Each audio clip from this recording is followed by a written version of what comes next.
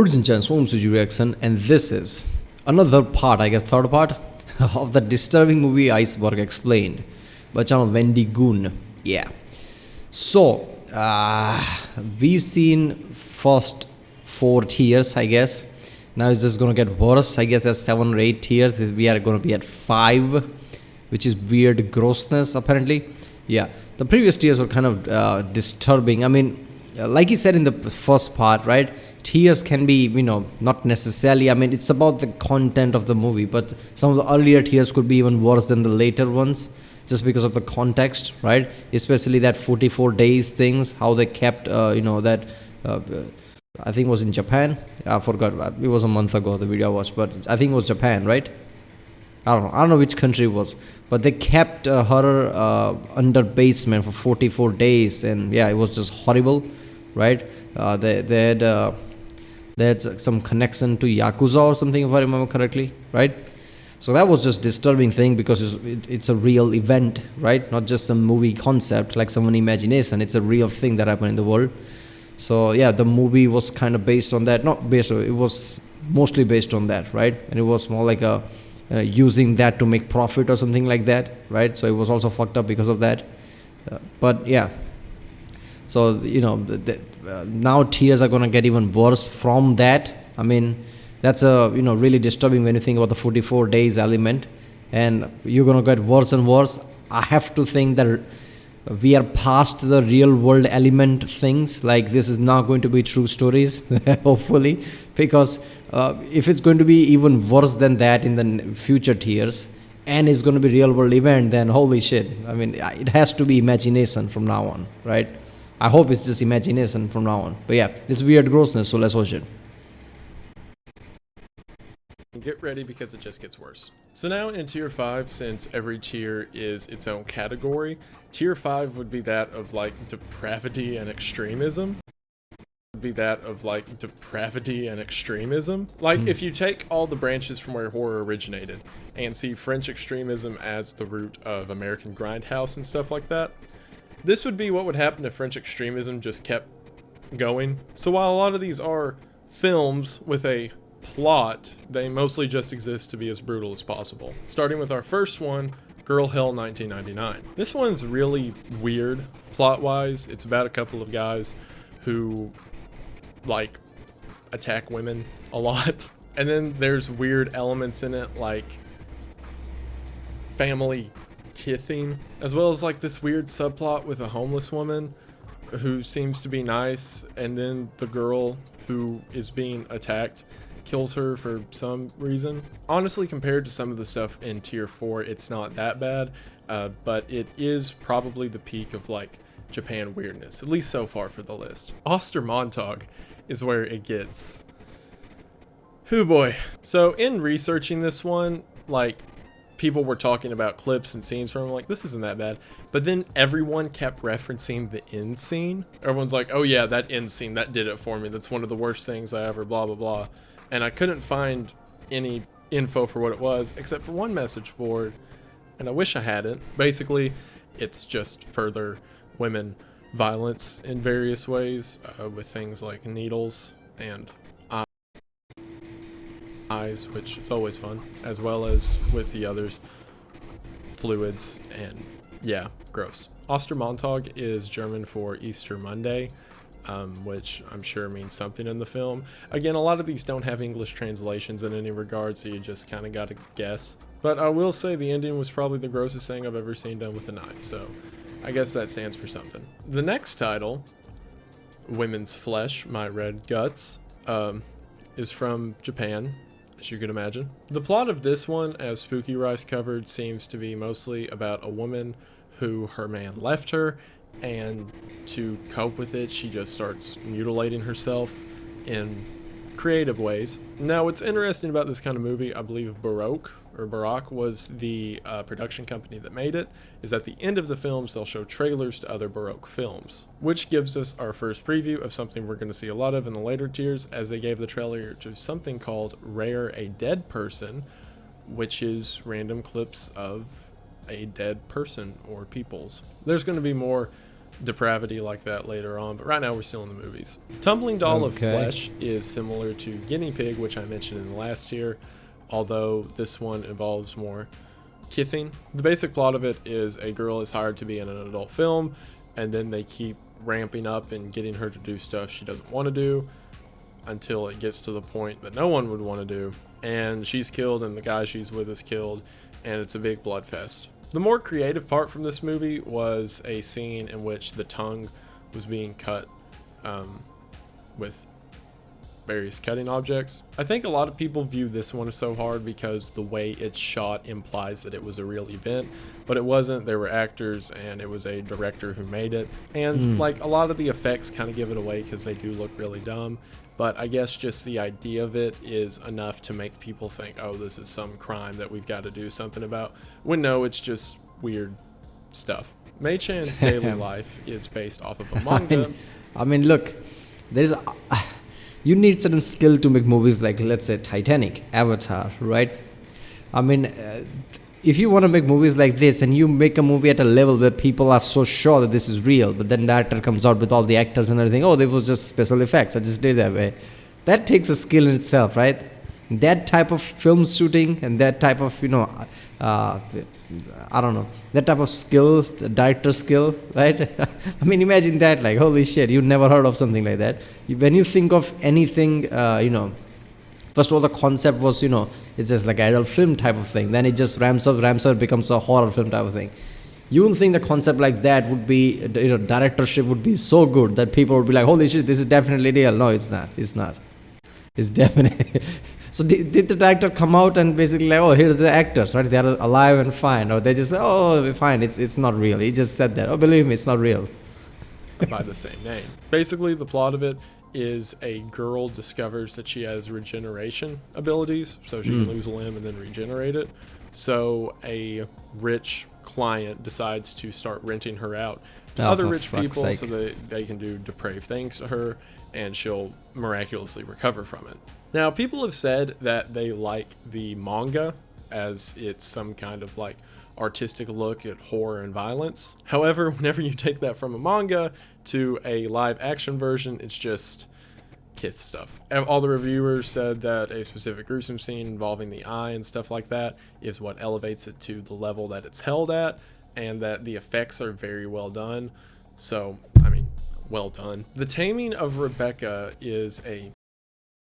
All right, seriously, the concept of that movie, right? I mean, it's like somebody, the concept writer basically said around thing like, imagine a woman, right, who can regenerate everything, so anybody can do anything, depravity to her, whatever, and there you go. Like, physical thing is the only thing that matters. You need to understand, as a human, we have two main elements, physical element and emotional element. Those two things makes us, right? If we didn't have our emotional element, we would be like Igor, right? Like a, zombie type of thing.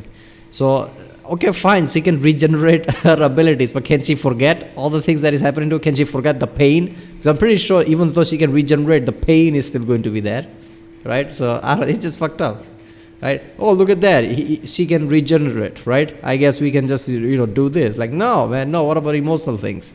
Yeah, what about, I'll be scarred for life. What about that, right? Yeah, this is fucked up. Kith film from the 1970s. At one point, okay, every time I resume, he's talking about Keith. Is that what's going to be the tier?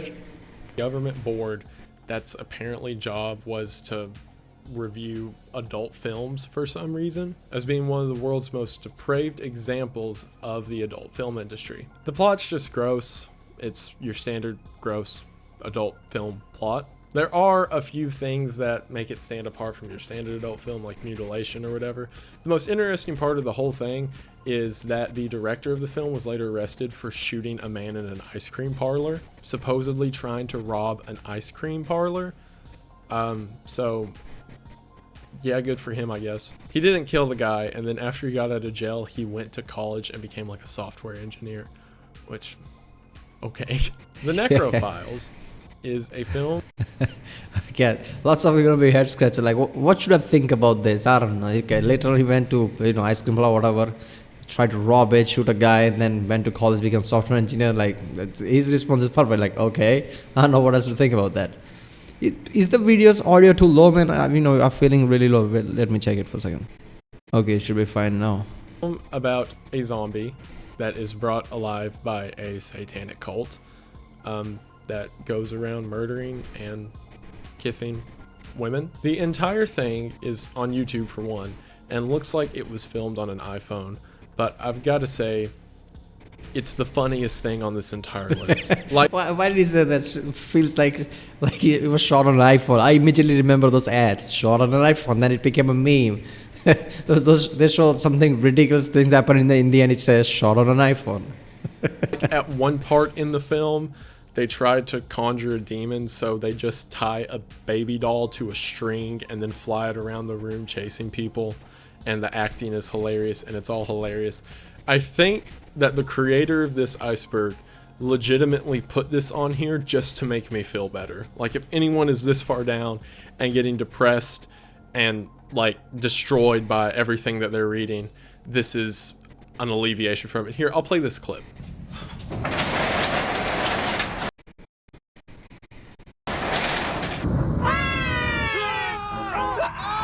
So, thank you, Nice Guy Phil, for making me feel a littlest bit more okay with this. The one thing I would say that's like gory, quote unquote, about it is the blood effects do look pretty good. If I had to guess, they used like real animal stuff from a slaughterhouse to do it.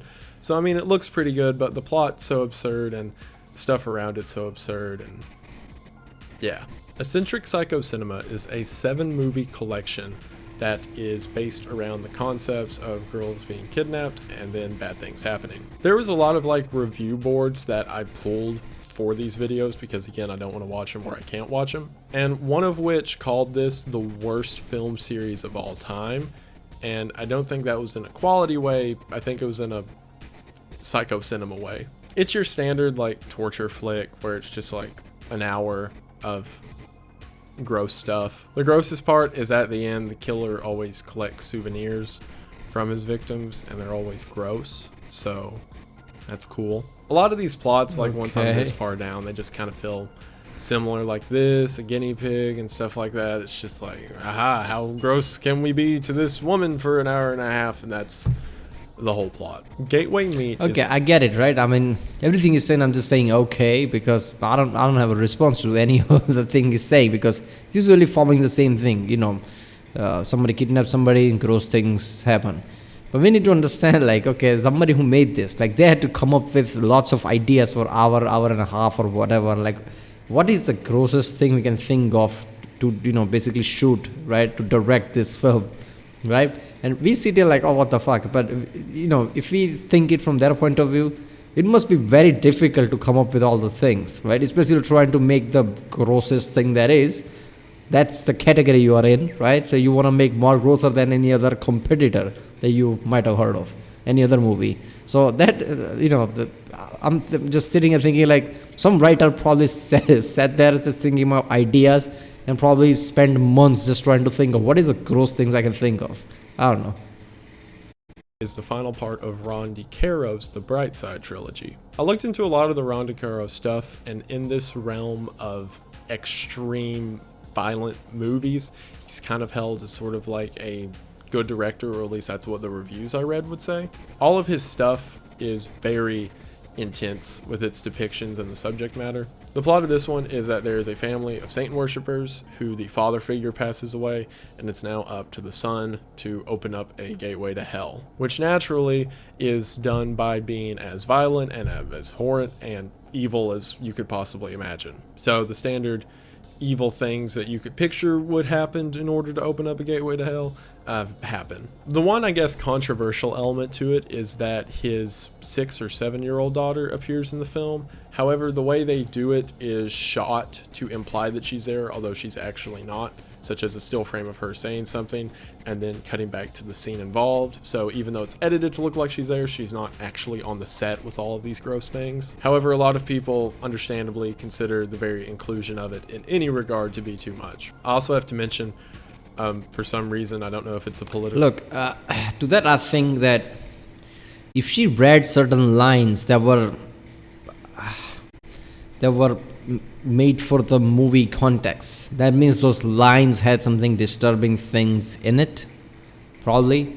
And that's not okay if you're gonna tell a kid to read those lines. I mean, but if a kid kid says something like, I don't know, something normal here and that has nothing to do with the movie, just inclusion of her is there, and the kid is not in the set, kid does not understand what's happening or which movie is being shot, like, no damage done to the kid, it's still in bad taste, but no damage done to the kid, emotionally, psychologically, whatever. But if she says certain things, even though she's not on the set, but those things has to do with the movie and movie's context, that is still fucked up, right? Because kid is, at that age, right, exposing the grossness like this element to a kid, even through words, is kind of fucked up. So I don't know what the dialogues were, but yeah. Jab or what? There's random shots of George Bush throughout the entire movie, like as they're murdering people, the camera will pan and there will just be like a picture of George Bush on the mantle. Okay. So yeah, when it comes to a lot of these, especially when I'm like this far down researching, I find myself asking weird questions about it, because on the one hand, I don't want anything to be censored. I don't want to get to a point where we can't talk about certain elements, but at the same time, I don't want them proliferated to a degree that this is what we think like art needs to be, or what we think shocking needs to be, because it's always a weird balance to strike. And especially when you get into more political ideas of, if people are voting or going towards things that have dangerous effects, shouldn't we show those dangerous effects to the people? But at the same time, you don't want your entire society to be based on ideas of violence and evil. So there's got to be a middle ground somewhere, and honestly, I don't know the answer. It's just, again, this is the classic case of too much freedom or not enough freedom, right? Saying that everything is complete freedom is the wrong thing. That doesn't matter the context, whether you're talking about a country's view and laws or just, expression of art or everything. There is nothing completely 100% free, because it would be like Wild West, literally, right? I mean, really think about it. There are regulations and rules basically everywhere. There is a point where you come and you stop, like, okay, from this point forward, this is a bit too much, right? And you would say, like, art doesn't have restriction. Art can be expressed anyway, but there are certain things, even to adults, if they get exposed to it, it can fuck up your psyche, right? I mean, yeah. Even he's saying, like, I'm not going to watch this movie, but let's talk about the elements and, basically there are many things that even if it's your thing to watch fucked up things, there's certain things even if you knew what the context of the movie is going to be, you wouldn't watch it. I bet there are people who watches horror and grossness type of elements like this, still come across a movie, they watch it and later realize that maybe this was not the best thing I did, maybe I shouldn't have watched this. Because that's how our psychology works. Some things can really fuck you up, man, right? So what he's saying, basically saying, like, there is a point we have to come across, and then, like, okay, that's why regulatory bodies exist in the first place. That's why you have to censor some things. As soon as people hear censor, they just suddenly think that authoritarianism, censoring everything. No, that's not what censor means. People always goes to the extreme whenever they hear the word, like, censor, holy shit, no, complete freedom is necessary. Censorship just can go out of the hand. But that's why the whole censor body exists. Like, it's not one person, there are many people who sit there. You trust these people, like, these people are from my normal peers, right? And they can understand what is too much and what is not. You have to trust, just like how you should be trusting juries and judges, you should be trusting these bodies to think, like, okay, let's not censor too much. You're not telling an authoritarian figure, like, who censor something like that, right? So complete freedom can go out of hand too, right? Yeah. A question that I find myself asking as I get into this, like, not necessarily where should the line be drawn, as in what should or shouldn't be allowed, because that's kind of a loaded question, but more so, what is the preferred line to be drawn, or what should we encourage or discourage in a society? I don't know, just food for thought. Tier 6 is entirely shockumentaries, or as they're also known, Mondo films. And describe what a Mondo film is, then with the We are at tier 6. to Italian documentary Mondo Cane. Mondo Cane translates to a dog's world, and it seems that the purpose of this film was to kind of push people into realms that they're not comfortable or familiar with. So in 1962, it was pretty rare for people to see anything outside of their bubble or outside of what their broadcast stations tell them.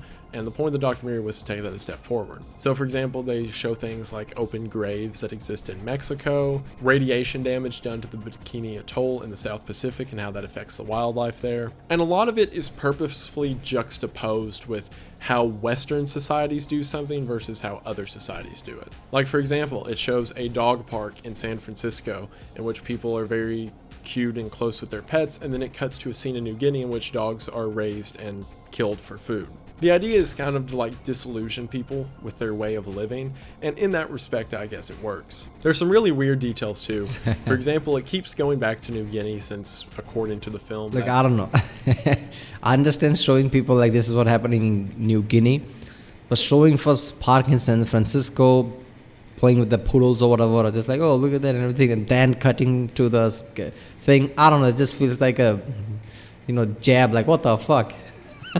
I guess that was the point of the movie, like telling like, oh, look at that, you happy? You happy with your dogs playing in San Francisco in your park? This is what's happening in other part of the world, right? You live in your bubble, but this is what's happening in the world or something like that. That was the whole point, I guess. That's the shock factor.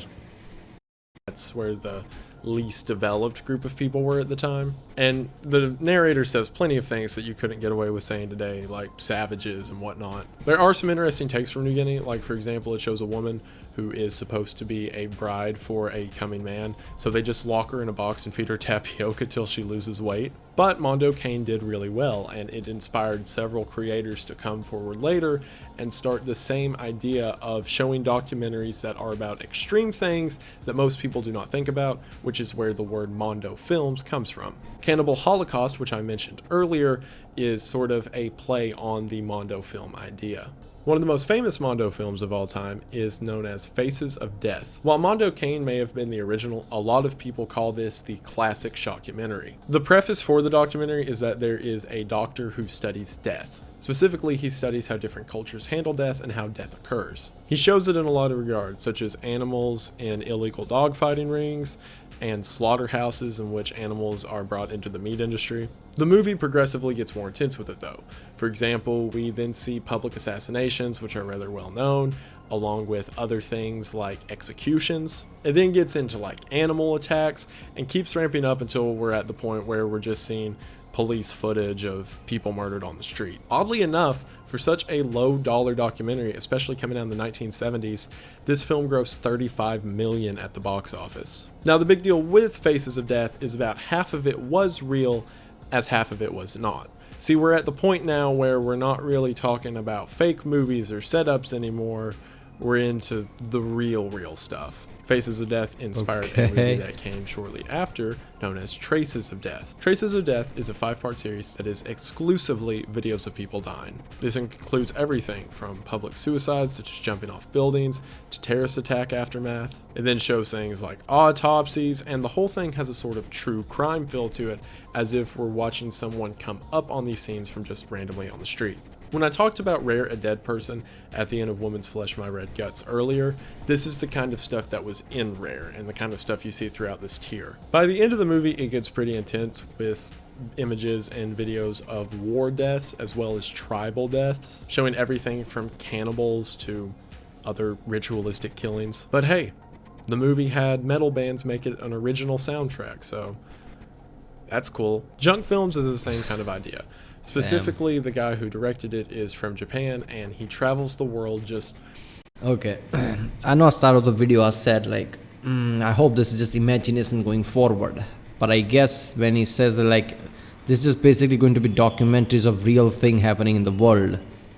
So, it's not going to be about imagination. It's just about documenting really fucked up things happening around the world. And I guess it makes sense in the coming forward tiers.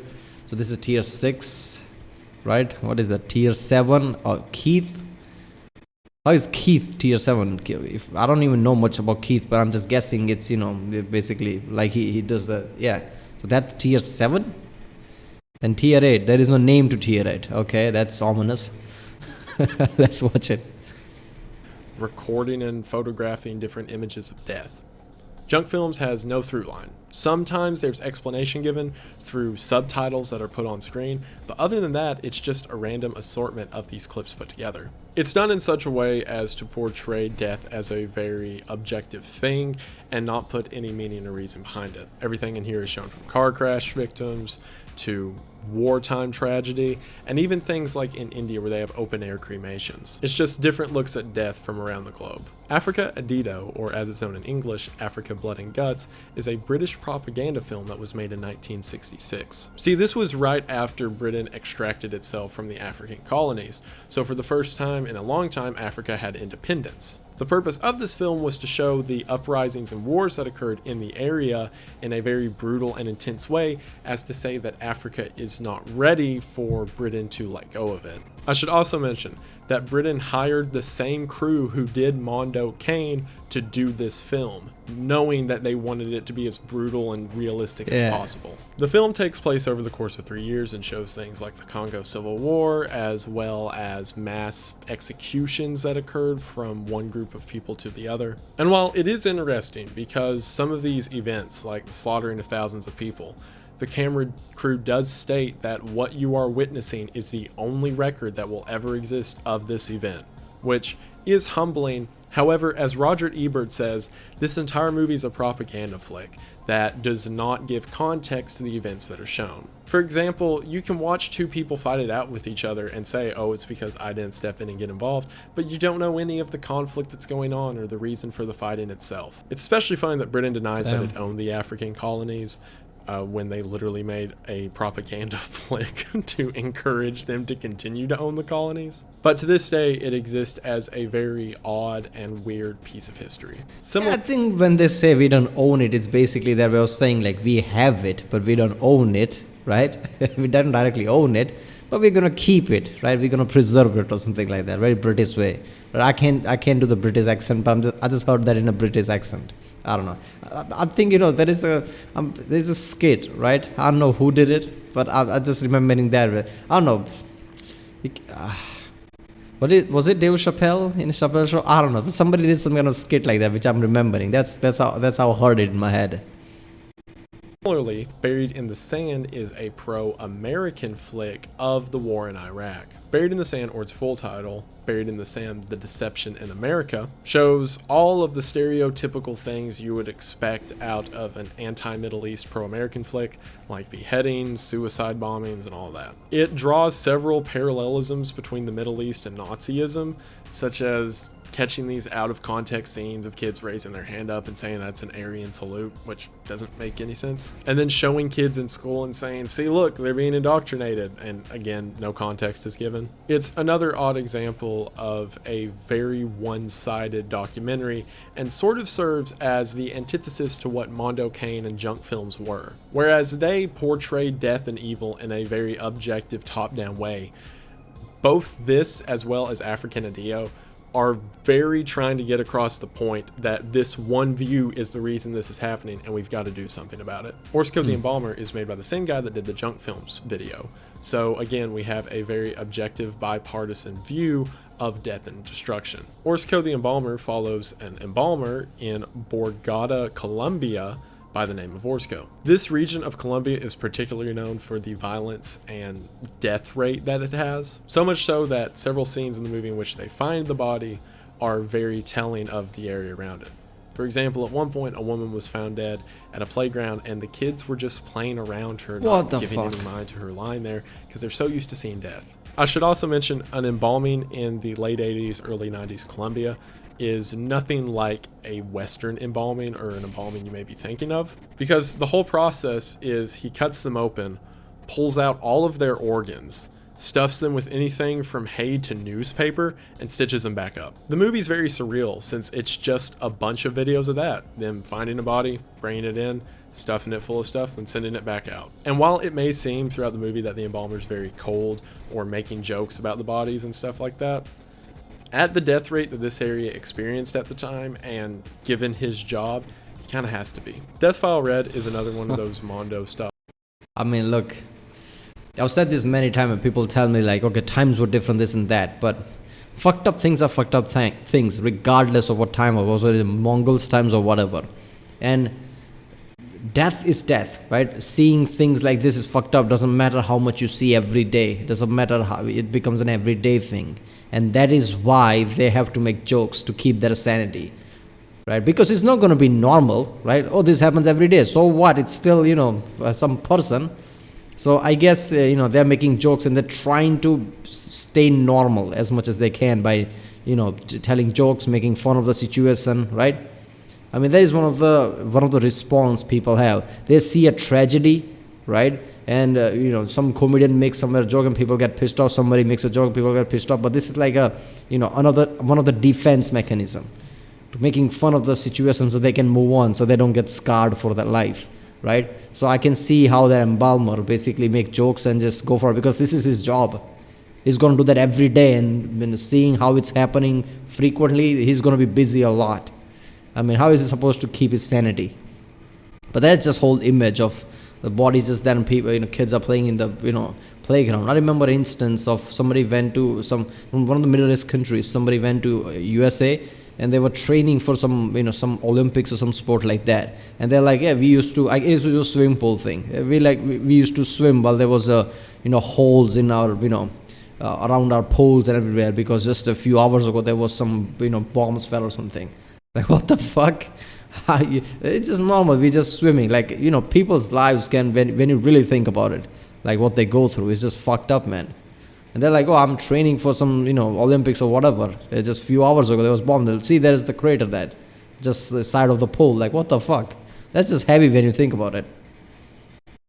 Series in which the whole point is to show the brutal side of the world. While there is your standard death fare in this one, what makes it different than the others is the living examples they have of sickness in the world. Like, sure, there's clips of self-immolation and whatnot, but what sets this one apart from the rest is the disabilities that are shown. For example, people with birth defects and children in very sad circumstances that kind of serve to just point a finger at it. Now, with junk films and Mondo Cane, this is once again a very objective look at it. Like, they're not trying to get a point across, they're just showing what's being seen. And the film doesn't do any more to hammer in a point rather than showing these illnesses and effects that are happening to people in less developed regions. And it's not like this is where you should donate or help money. It's again just showing what's happening. Banned from television touts itself as exactly what the title proclaims, that these were clips that were supposed to be used for television sets that are not allowed for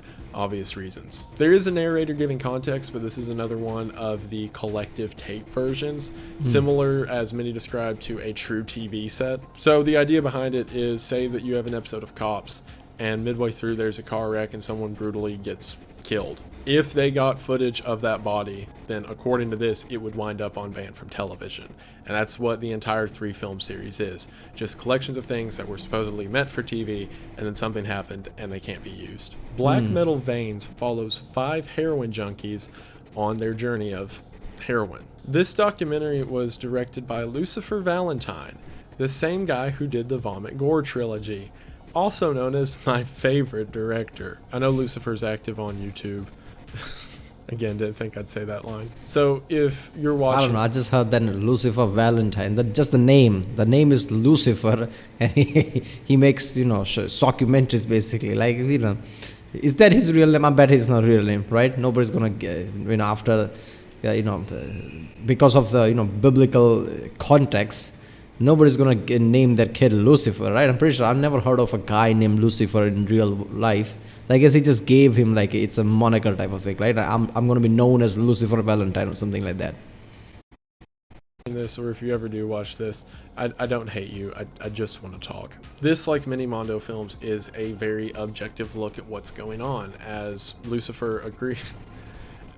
director Lucifer Valentine agreed to simply record them as they go through this experience and not interact in any way. Or by interact, I mean call the police or something. Near the beginning, one of the 5 dies in a drug. Doesn't that become illegal? Pretty sure there are many codes that says, like, if you don't do something when you clearly not just witness but you film, at that point, like, You just become unable, accessory, and many things. Doesn't that become illegal at some point? Deal gone wrong. And then later in the movie, one of them overdoses and dies on camera, and there's, as agreed, no attempt to call the police or stop it. Other things are viewed, such as What? one of the junkies gets into prostitution in order to pay for the heroin, to which the camera just records it. While this can be viewed as sort of a telling of don't do drugs, kids, and just a very hard, brutal look at where drugs can lead you, specifically heroin. Given Lucifer Valentine's other work, I'm gonna guess that this is just a coincidental benefit, and that the main purpose of this, just like the other shocking movies, is to be exploitive and just point a finger at something and go, ain't that weird? The dark side of Kith. Okay, wait a second. Somebody actually overdosed and died, and they just stood there and filmed it. That's it. It's not illegal or anything. I mean, I don't know, man. That's just fucked up. I don't know, man. Right? Why wouldn't you call police at that time? Like, okay, you're trying to get the raw footage and not intervene, but it's somebody's life, man. Right? Why wouldn't you call 911 or something? Why don't you call ambulance? Is another documentary that was produced by the British government. This one was specifically produced by Lion Television for Channel 4 and had Christopher Eccleston narrating. Yeah, the 9th Doctor from Doctor Who. The purpose of this was to be an anti-Kith propaganda flick that featured the dark side of the industry, from things such as STDs being prolific, as well as women and both men being forced to work. It got into the hard part of it too, which included drugs and murder and animals. One entire episode of this series was dedicated to Animal Farm, which is something that will be brought up in Tier 8. Arquivos Da Morte, or as it translates to Archives of Death, was really hard to find any information on because, there's nothing really that exists for it in English. From everything that I've heard, it's kind of like your standard shockumentary. It also includes a lot of surgery stuff, such as prenatal care and like cosmetic surgeries gone wrong. But from what most people who have seen it say, it's more so exploitive than something like junk films, as it's trying to get a message across. So yeah, that's it for Tier 6. So while Tier 6 was like... Alright, I guess that's it. Tier 7 and Tier 8 will be the next time. I guess that's going to be the last part. Yeah. So basically, shockumentary was just the showing real world element, basically making documentaries of things and showing to the world. Some can be propaganda, some can be exploitative, like the drug case, heroin, just following those people. And some can be just, documenting things and showing to people. But damn, alright. So that is just really, still that about shooting, like, what was it, Lucifer Valentine? Yeah, that's the name. Yeah, so just shooting it and somebody actually overdosed and doing nothing about it. How is that not illegal, right? I don't know. Did anything happen, because of it? Did he get arrested or something? Some kind of a lawsuit was filed, because it must be somewhat illegal, right? I don't know.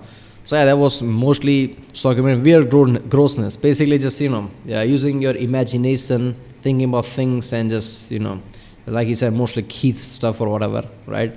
Kidnap happened and some grossness things, but just using your imagination. So yeah, that's just fucked up. Holy shit. So Tier 8 and whatever this is, holy shit. Let's just hope from Tier 7 and let me back up. Yeah, YouTube algorithm reads that and just gonna go crazy.